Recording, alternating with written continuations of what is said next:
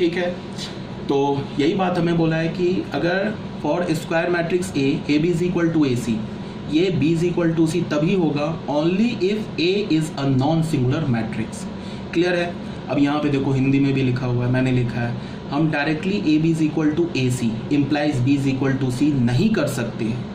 ये तो वही बात हो गई अगर मैं ए सी को लेफ्ट हैंड साइड में ले जाऊँ देन, मतलब समझा रहा हूँ क्या लिखा है। अगर मैंने देखो ध्यान से A B is equal to A C लिखा है, तो मैंने क्या बोला कि तुम इसको b इज इक्वल टू सी लिख सकते हो, बिल्कुल लिख सकते हो। कंडीशन क्या है? डिटर्मिनेंट ए जीरो नहीं होना चाहिए। अगर ऐसा है और ए दोनों के पहले मल्टीप्लाई है या बाद में मल्टीप्लाई है, B is equal to C ए भी लिखा है, तो भी तुम यहाँ से क्या इम्प्लाई लगा सकते हो कि b is equal to C. Condition क्या होना चाहिए? Determinant A should not equal to zero. ये दोनों ट्रू, ऐसे कर सकते हो।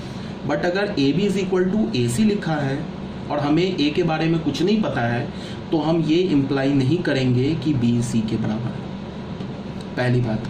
और अगर A B is equal to C A लिखा है और ये भी गिवन है कि डिटर्मिनेंट ए जीरो के बराबर नहीं है, मतलब कि ए हमारा एक नॉन सिंगुलर मैट्रिक्स है, तो भी ये इम्प्लाई नहीं होगा कि बी इज इक्वल टू सी है। मेरी बात आ गई समझ में? ये वाला चीज़ कब वैलिड होगा? A B is equal to A C implies B is equal to C. दो इसमें कंडीशन है, दो ए तो पहले दोनों के लेफ्ट में होना चाहिए और जिस मैट्रिक्स को तुम कैंसिल कर रहे हो उसका डिटर्मिनेंट जीरो नहीं होना चाहिए। मतलब कि जिस मैट्रिक्स को तुम कैंसिल कर रहे हो वो एक नॉन सिंगुलर मैट्रिक्स होना चाहिए।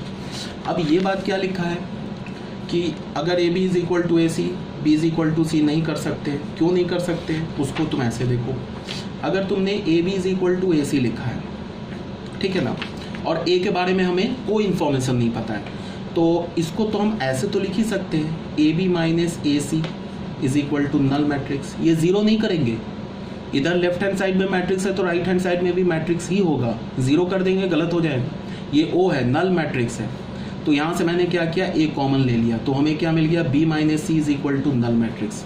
तो यहाँ से हमने क्या इम्प्लाई लगा लिया, A is equal to null और b minus c is equal to null. This implies that a is equal to null और b is equal to c. तो ये जो भी मैंने लिखा ना, ये फॉल्स है, ये ऐसा हम नहीं बोलेंगे, बिल्कुल काट दिया। क्यों नहीं बोलेंगे? क्योंकि अभी मैंने बोला है कि a इंटू बी अगर नल के बराबर हो, this does not imply a is equal to null और b is equal to null. ये मैंने बोला है ना, इम्प्लाई नहीं करता है। यहाँ पे तो हमने यही किया ना, इसको लेफ्ट हैंड साइड में ले गए, ये सही है, ये भी सही लिखा है, बट ये वाला जो स्टेटमेंट लिखा है ना, ये सही नहीं है, दिस डज नॉट इम्प्लाई। ठीक है, अब ये इम्प्लाई नहीं होगा तो फिर ये भी इम्प्लाई नहीं होगा। मेरी बात आ रही है समझ में क्या बोल रहा हूँ? ठीक है ना, यहाँ तक क्लियर होना चाहिए। तो यही मैंने यहाँ पे इसको समझाने की कोशिश की है कि अगर A B is equal to A C होगा तो A B minus A C, ये भी सही लिखा है, ये भी सही लिखा है यहाँ तक, बट यहाँ से ये इम्प्लाई नहीं होगा। ठीक है, अब करेक्ट मेथड क्या है वो मैं बता रहा हूँ। करेक्ट मेथड ऐसे है, अगर A B is equal to A C लिखा है एंड गिवन है कि डिटर्मिनेंट ए जीरो के इक्वल नहीं है, इसका मतलब ए हमारा एक नॉन सिंगुलर मैट्रिक्स है, तो हम यहाँ से क्या लिख सकते हैं कि दोनों साइड हमने प्री मल्टीप्लाई कर दिया ए बी से, सॉरी ए इनवर्स से प्री मल्टीप्लाई हमने कर दिया। अब हमने जो मैट्रिक्स का एसोसिएटिव रूल है उसको यूज़ किया, A inverse into A into B is equal to, यहाँ भी हमने ले लिया A inverse into A into C. तो यहाँ से हमें क्या पता चलेगा, अभी मैंने बोला है ना कि ए इनवर्स ए किसके इक्वल होता है, आइडेंटिटी मैट्रिक्स के, तो आई इंटू बी ये क्या हो जाएगा, आई इंटू सी।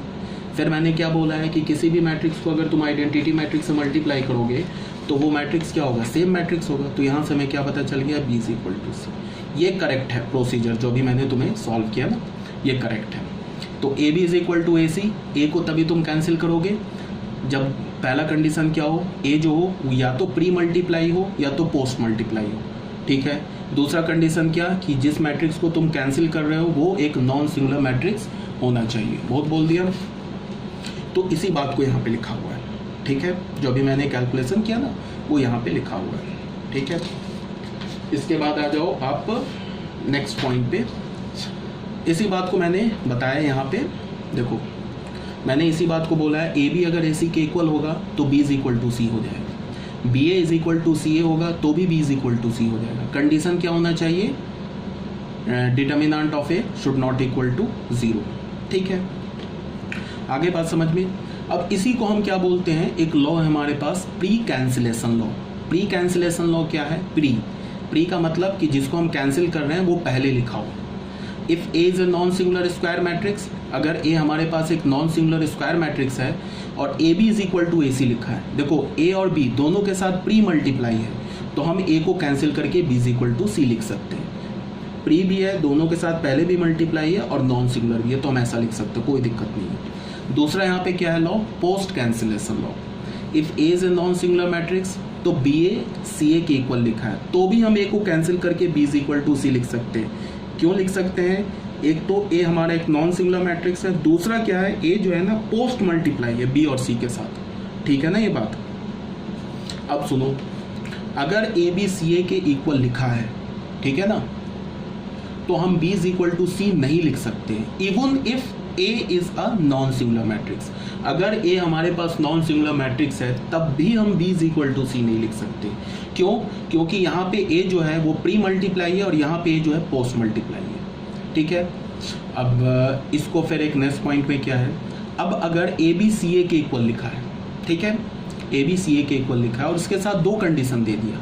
यहाँ पे क्या बोल रहा है, a एंड c कम्यूट कर रहा है और डिटर्मिनेंट ए 0 नहीं है, तब हम फिर b इज इक्वल टू सी लिख सकते हैं। क्यों, क्योंकि ए बी सी ए के इक्वल है और ए और सी को क्या बोला है, कम्यूट कर रहा है, तो सी ए को हम क्या लिख सकते हैं, ए सी। फिर बोल रहा है कि डिटर्मिनेंट ए 0 के बराबर नहीं है, तो इसका मतलब ए जो हमारा एक नॉन सिंगुलर मैट्रिक्स है, तो अब ए को प्री कैंसिल करके हम b इज इक्वल टू सी लिख सकते हैं। उम्मीद कर रहा हूँ कि जो मैं बोल रहा हूँ आप लोगों को समझ में आ रहा है। ठीक है, अब आ जाओ आई पॉइंट पे, जो कि हमारा पॉइंट है, इसको देखते हैं।